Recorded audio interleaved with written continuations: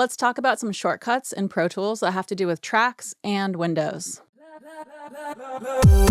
All right, let's get right into it. I don't have a ton of time today, so I'm just going to cruise through them. So the first one is one that I've mentioned on this channel a bunch before, and that's the shortcut to make a new track. So you can do Command-Shift-N or Control-Shift-N if you're on a Windows. I believe it's Control-Shift-N. And then once you're in the new track dialog, that's what pops up when you do the shortcut, right? You can hold Command or hold Control if you're on Windows. And basically what you want to do is you can use the left and right arrow to switch between the options here for the number of channels. So stereo, mono, what have you, surround, the whole thing. I'm usually either choosing a mono or a stereo option here. And then while still holding Command or Control, what you want to do, or what you can do really, is you can hit the up and down arrows to toggle between the different types of tracks.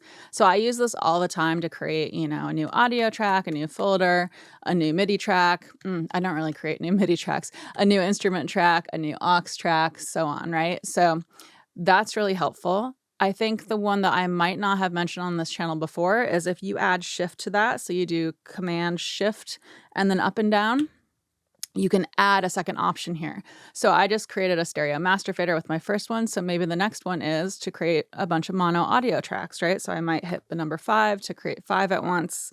And I can just do this without having to move my mouse around. So it's much faster this way, right? So Command Shift and then down to add another type, right? Maybe I want to create a stereo instrument for this whatever I'm working on, right?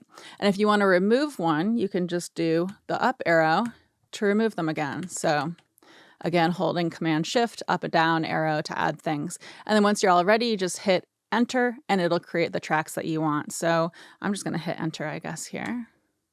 Not that I need these tracks, and see how it made those tracks for me. So that's the first batch of track shortcuts that I wanted to cover today. All right, so the next one I wanted to cover today has to do with the click track. So you'll notice I have a click track active within this session, and I'm just going to go over here where there's no audio. I'll just go somewhere where there's no audio so we can just hear the click track. And you'll notice if I hit spacebar, it's playing, I don't hear a click track. So this is a shortcut I use super frequently within sessions, and that's to turn the click track on or off.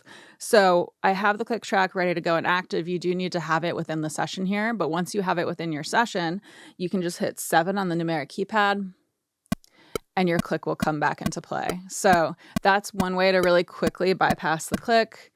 And that's going to work for everyone. So I don't always do it this way, right? Sometimes I'll do it this way. It depends on what I'm doing. When I'm like beat making, for example, I'll use that 7 on the numeric keypad to toggle the click on and off because it's faster.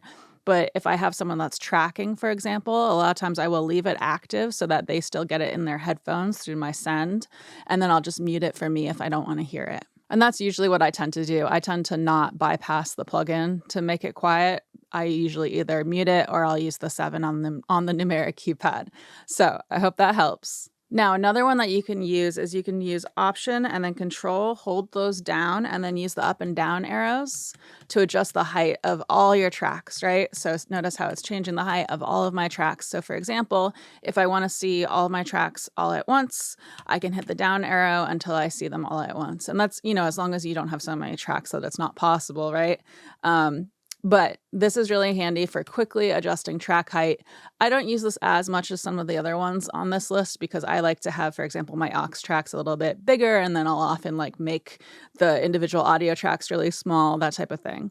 But it is a helpful shortcut to know. Now, if I switch to my mix window and I do Command Option M, it'll toggle my tracks between either the wide view or the narrow view. So this can help you view more tracks at once within your mix window, especially if you're getting into a very, very big session. So again, that's Command Option M, which I believe if it's a Windows machine would be Control Alt M. Okay, and so this one is kind of a little newer for me. I just started using this one recently, but it's pretty handy if you have a really big session. A lot of these things tend to be handier if you have a bigger session going.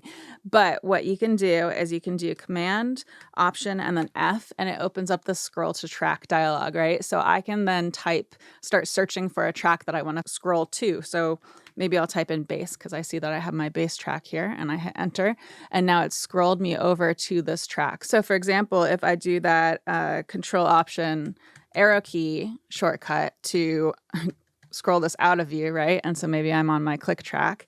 I could then do Command Option F and I could type in bass and it'll bring me right there. And now I'm on the bass track. So that helps you navigate things really quickly. Okay, and so this one has actually come up with students before. So what I'm going to do is I'm going to hold Shift. I'm going to highlight all the tracks that are visible within my session here in the timeline. And I'll just do Option Shift here and I'm going to hover and make these all small so we can kind of see them all here. And so the shortcut I wanted to show you, I've seen students do this a lot where they accidentally highlight all the tracks and then they're like, oh, how do I get these unhighlighted so I can do something with just one of the tracks, right? And all you have to do is hold Option or Alt and click on them and that'll de-highlight or deselect the tracks. So I've seen that come up with students before, and I think it's pretty helpful. All right, so that's actually all I have time for today. I actually have someone that's about to be here in about 10 minutes, and I think that's a pretty good list of shortcuts. Hopefully this helps someone out there. Let me know if you'd like to see some more of these. I could do a part 2. Let me know what you think in the comments below. As always, please like, comment, subscribe, hit the notification bell. I'd appreciate all of that stuff. And I do have a Patreon, so it's patreon.com/CatoNoise, and my Patreon patrons do get access to a Discord server, for example. That's been the big thing that I've been focusing on lately. There's some additional content. There are some early release videos, stuff like that. So it helps keep my channel independent. So please feel free to check that out if you feel so inclined. And other than that, I come out with new videos every Wednesday. And thank you so much for hanging out. Okay. I don't know if you can see it with the mic here, but Evan made this shirt for us. It's a Clance and I'm shirt. Isn't that cool? Okay, I really gotta go. So thanks. Bye.